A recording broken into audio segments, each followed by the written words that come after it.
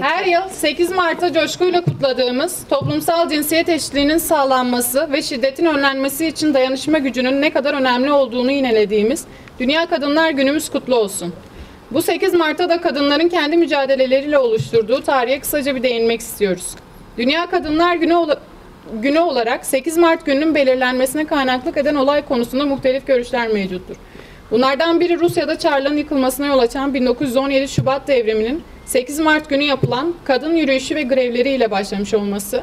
Bir diğeri 8 Mart 1908'de Amerika'nın New York kentinde çoğu sosyalist olan kadın işçilerin öncülüğünde sendikal haklar ve kadınlara oy hakkı talepleriyle düzenlenen miting.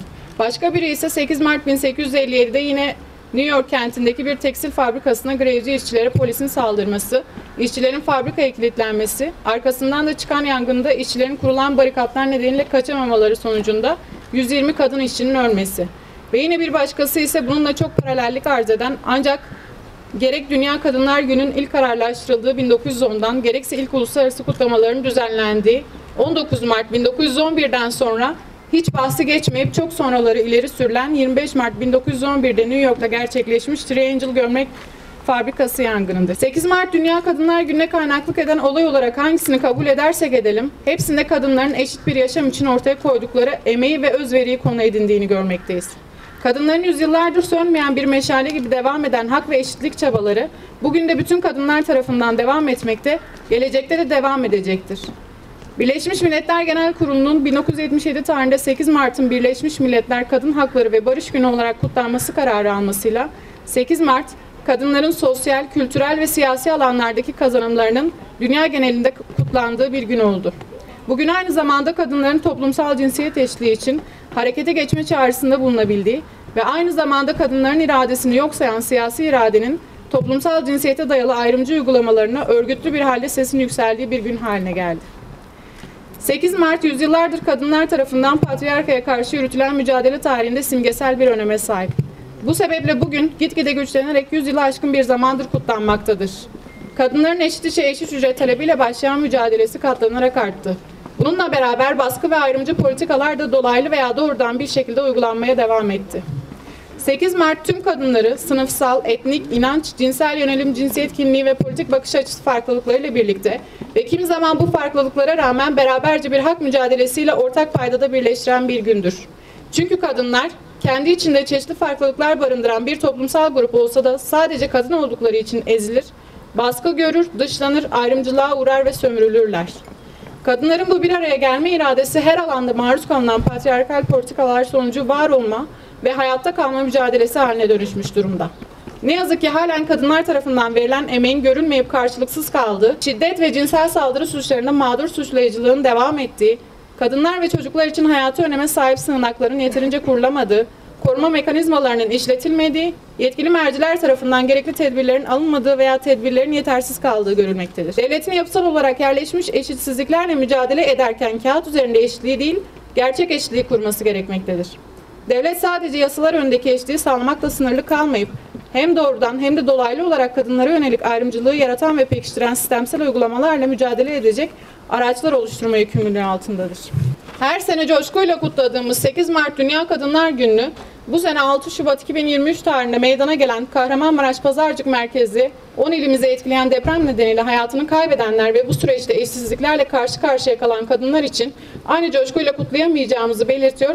Hayatını kaybedenlere Allah'tan rahmet, yaraları acil şifalar diliyoruz. Hem depremin hem de ekonomik sıkıntıların yıkıcı etkisi kadınların ikincil travmalar yaşamasına sebep olmuştur.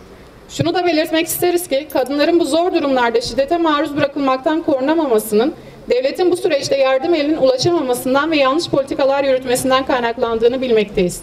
Bu yüzden tekrar ediyoruz ki kadın cinayetleri de kadın şiddeti de politiktir. Örneğin Hatay Samandağ'da yaşayan AA'nın depremde evinin hasar alması nedeniyle 2 çocuğunu düşünerek 9 ay önce boşanmış olduğu eşi Savaş Altun'un "Barışalım, bizim ev hasar almadı, çocuklarımızla yaşayalım" şeklindeki teklifini zor durumda olduğu için kabul etmiştir. Bunun üzerine AA gece uyurken Savaş Altun'un üstüne kaynar su dökmesiyle uyanmıştır. Can havliyle hastaneye giden AA'nın tedavisi halen devam etmektedir. Ekonomik sıkıntılar nedeniyle şiddete, hakarete, tacize sessiz kalmak zorunda olan kadınların varlığını hepimiz bilmekteyiz. Ne yazık ki bunlara bir de depremin yıkıcı etkisinin de eklendiğini endişeyle görmekteyiz. Ekonomi ve afet durumlarında yaşanan krizin yönetimi, devlet politikaları ile şekillenmekte olup bu politikaların hatalı uygulanmaları sonucu daha fazla kadının mağdur olması tamamen politiktir. Bununla beraber göçmen karşıtlığı gerek bir takım siyasi partiler ve yöneticileri, gerekse basın yayın organlarının halkı kin ve düşmanlığa sevk edecek hukuka aykırı davranışları sebebiyle gittikçe yaygınlaşmaktadır. Cezasız bırakılan bu uygulamalar neticesinde göçmen olmaları sebebiyle halihazırda mağdur olan kadınlar afet ile birlikte daha da mağdur olmuşlar ve kendi ihtiyaçlarını ifade etmekten bile mahrum bırakılmış. Ve yine ifade edelim ki hemen ülke sınırlarımızda gerçekleşen, devletin ve toplumun baskıcı rejimleriyle mücadele etmekte olan İranlı ve Afganistanlı kadınların kıymetli mücadelelerinde onların yanında olduğumuzu, mücadelelerini yürekten desteklediğimizi belirtmek isteriz. Depremin yaratmış olduğu yıkımla beraber insanların yemek ve barınma gibi temel ihtiyaçlarına yoğunlaştığı bu süreçte kadınların erkek şiddeti, taciz ve benzeri şiddetin her türüne maruz kalmaya devam ettikleri görülmüş. Buna karşın maruz kalanın barolara ve kadın örgütlerine ulaşabilmesi ve bu örgütlerin de onlara ulaşabilmesi güçleşmiş, şiddet faaliyle aynı ortamda bulunmak zorunda kalan kadınlar olmuştur. Bunun için afetten etkilenen bütün kadınlar olmak üzere Türkiye Cumhuriyeti vatandaşı olup olmadığı ayrımı yapılmaksızın bütün kadınlara güvenli bir alan yaratmanın önemi daha da belirgin hale gelmiştir. Bu vesileyle de bir kez daha İstanbul Sözleşmesi'nin yeniden yürürlüğe konulmasını, yasaların etkin bir şekilde uygulanmasını ve toplumsal cinsiyet eşitsizliğini ortadan kaldıracak politikaların oluşturulmasını talep ediyoruz. Bu doğrultuda komisyonumuz gerekli önlemlerin alınması ve kadınların ihtiyaçlarının giderilmesi yönünde tüm gücüyle çalışmaya devam edecektir. Biz de Van Barosu Kadın Hakları Komisyonu olarak 8 Mart vesilesiyle kadına yönelik her türlü ayrımcılığın önlenmesi, ortadan kaldırılması, cinsiyetler arası eşitliğin sağlanması ve kadınların güçlendirilmesi yönünde üzerimize düşeni yapmaya devam edeceğimizi belirtiyor. Tüm kadınların 8 Mart Dünya Kadınlar Günü'nü kutluyoruz.